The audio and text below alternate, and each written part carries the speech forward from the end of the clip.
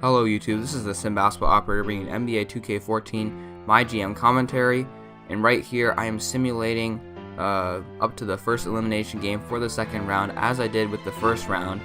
And game 4, when we finished off the sweep, was the last episode. Now here in episode 18, we're going to be playing the Clippers, and we're going to see which game we will be playing and what are the circumstances are. It's a 2-2 series tie. Both teams were able to get things done at home. And then in Game 5, we do get the victory. And so Game 6 will be in this video. And we'll be fighting for the right to advance to the conference finals, while the Clippers fight for their playoff lives and for their season. And so going over the box score, the Clippers are actually a very, they're pretty much just powered by Paul and Griffin. No surprise there, but guys like Jamal Crawford and DeAndre Jordan don't get quite as involved as they do in real life. And Chris Paul does a decent job of distributing, as always, but outside of Griffin, not many of his teammates are getting that involved. Meanwhile, on our side, you're seeing the same balanced scoring distribution that has been the theme for this whole season and for the first round of the playoffs. And we look to continue that here.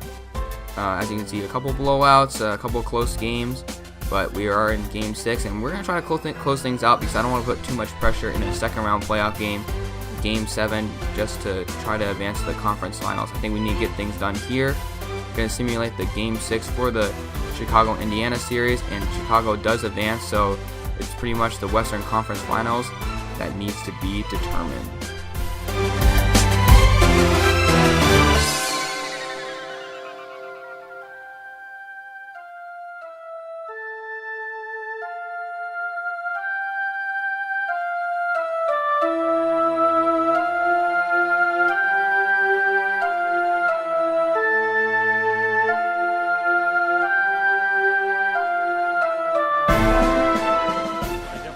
Now, even though they still use pretty much the same montage as they have in previous games, that playoff intro is still very exciting. As you can see, Blake Griffin getting things started off with a lob. This is Lob City.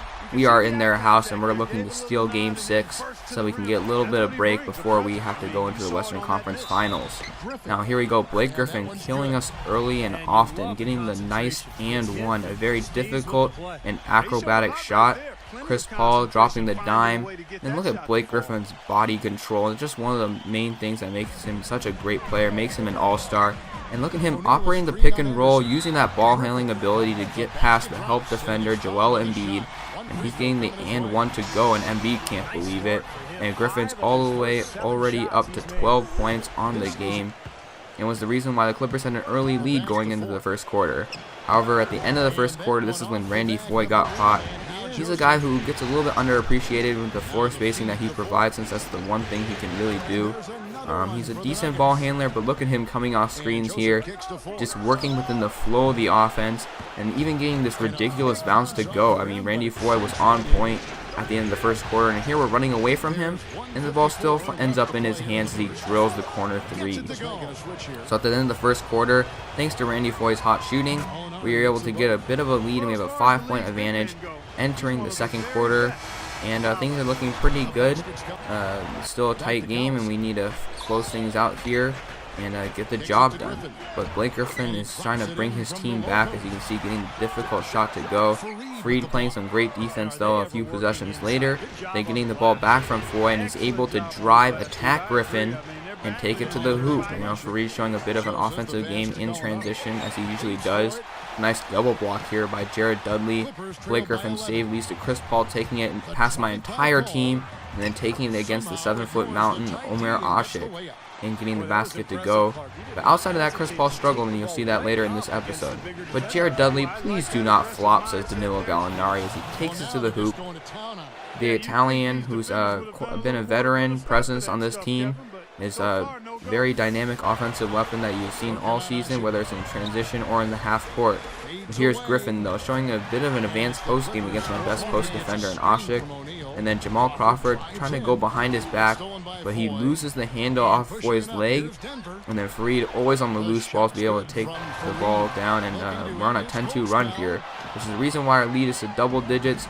Fareed grabbing the loose ball again off the Embiid block, and then Gallinari and one Euro step with the left hand, Let's look at the replay. What a beautiful move from Danilo Gallinari, who just plays so smoothly on the offensive end. He's not much of a defender, but just looking at him taking it past Jared Dudley and getting the and one. So of course he's not going to knock down the free throw. We have a 14-point advantage going into the second half, and the Staples Center crowd is pretty much on their feet right now. Their season could be over at the end of this game, and we still have 24 minutes to go, so let's get things started. Beautiful pass from Gallinari, dropping dimes to Joel Embiid. However, Chris Paul is going to go over the top of my entire team to DeAndre Jordan, who just gets a standing alley-oop. And these alley-oops really need to be fixed because they're just sometimes just really unrealistic and pretty annoying to defend. Personally, and for a lot of players, as Jamal Crawford hits the filthy spin jumper.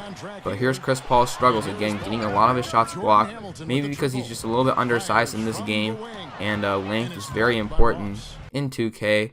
But as you can see, even Terrence Ross got on the blocking action, and then Ross is just going to bully him into the paint and just mash on him, getting the and one dunk from the post spin. And Ross doesn't post up too much, but he did right there. And then Corey Joseph getting the nice heads up block right there, and dropping off to Ryan Anderson. So Corey Joseph's getting blocks, Ryan Anderson's getting dunks, Terrence Ross is posting up, and things are just going our way in this game. As you can see, our lead is now stretched to 24 points. And then Gallinari is going to come off the top. He's going to miss this jumper, but still overall it was a very successful quarter. And the Clippers have a lot of work to do. But here they go. They're going to go with Collison early, getting the nice and one, trying to bring his team back. He did a very nice, performed very well off the bench. And then here's Poitras mashing down at the rim, and just a nice pump fake to get Fareed in the air. And Fareed is sometimes susceptible to that. I wasn't even controlling him that time, but Poitras, the rookie from Kentucky, demonstrating a nice 36-inch vertical right there. And right here, look at us running our offense. Sacre is going to direct and then get the assist by dumping it off to Foy, the hero from the first quarter, as he buries the three-point shot. And then this is Lawson just fooling around with them, giving it off to Ashik, the pick-and-roll maestro that Lawson is, freeing up the big man for the easy two-handed slam. And this is pretty much when I realized that the game's over and I have nothing to be afraid of. Nice play right here, but it does get blocked because Jermaine O'Neal got tired. And then Lawson taking it to the hoop with the Euro step, sealing off this game with a tremendous performance from pretty much anyone. As you can see, we escape, well, not really escape, but we run out of here with a blowout victory. Very nice effort from our team, 130-95, able to hold down the potent Clippers offense, as well as just light them up with a whole bunch of different players. And this is just a great confidence booster going into the conference finals. So Blake Griffin led them with 24 points, but Chris Paul 11 points, 9 assists, which is pretty good, but the 3 of 16 shooting ain't gonna help anybody here. And then Alex Poitras gave him a nice performance off the bench, but when Poitras is your third best scorer, there are a lot of things wrong with your team. Boyd led us in scoring with 22 points, Lawson at 20 and 9, just barely missing that double-double.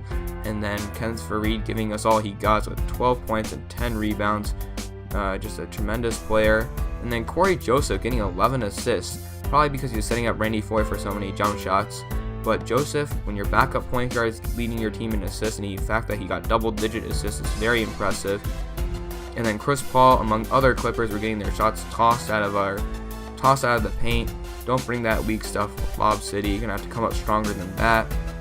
As you can see, as a team, we finished with a total of 17 blocks, an outrageous number for any team, and overall led to the Clippers shooting 40% from the field, 28% from deep, compared to our 57% from the field and 44% from deep. So very successful offensively and defensively. We did lose the turnover battle, but I'm not worried about that. I'm more interested in who will be playing in the conference finals. So San Antonio did win Game 6, and so they'll be playing a Game 7 while we rest up our battered bodies from the long season. The the Bulls and the Cavaliers are waiting this series to get done as well. As you can see, the Thunder had a 41-38 advantage at the half, a very low-scoring game from two teams that are very good offensively. And this could be the conference finals in the real-life 2014 NBA playoffs as well. And it's the Durant show as usual for the Thunder.